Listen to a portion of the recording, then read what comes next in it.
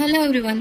தனுஷுடன் சில நாட்கள் நடித்துவிட்டு படத்திலிருந்து வெளியேறிய த்ரிஷா என்ன படம்னு வாங்க பார்க்கலாம்.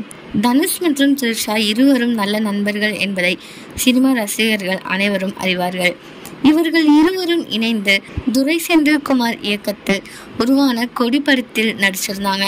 இதை தவிர வேறு எந்த திரைப்படங்களிலும் இவர்கள் இருவரும் இணைந்து நடிக்கவில்லை. ஆனால் தனுஷின் சூப்பர் ஹிட் திரைப்படமான ஒன்றில் நடிகை த்ரிஷா சில நாட்கள் நடித்துவிட்டு அதன் பின் படத்திலிருந்து வெளியேறியிருக்காங்க.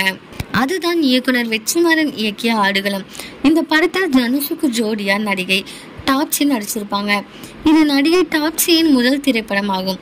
ஆனால் இவருக்கு முன் இந்த படத்தில் கதாநாயகியாக நடித்தவர் த்ரிஷா. கால்ஷீட் பிரச்சனை காரணமாக இந்த படத்தில் அவர் வெளியேறியதாக சொல்லப்படுது. த்ரிஷா தனுஷ் இணைந்து நடித்த காட்சிகளின் சில புகைப்படங்கள் கூட வெளியாகி இருக்கு. இந்த நியூஸை பத்தி நீங்க என்ன நினைக்கிறீங்க அப்படிங்கறத கமெண்ட்ல சொல்லுங்க. இதே மாதிரி லேட்டஸ்ட் சினிமா நியூஸ் அப்டேட் தெரிஞ்சுக்கணும்னா இந்த சேனலை சப்ஸ்கிரைப் பண்ணிக்கோங்க.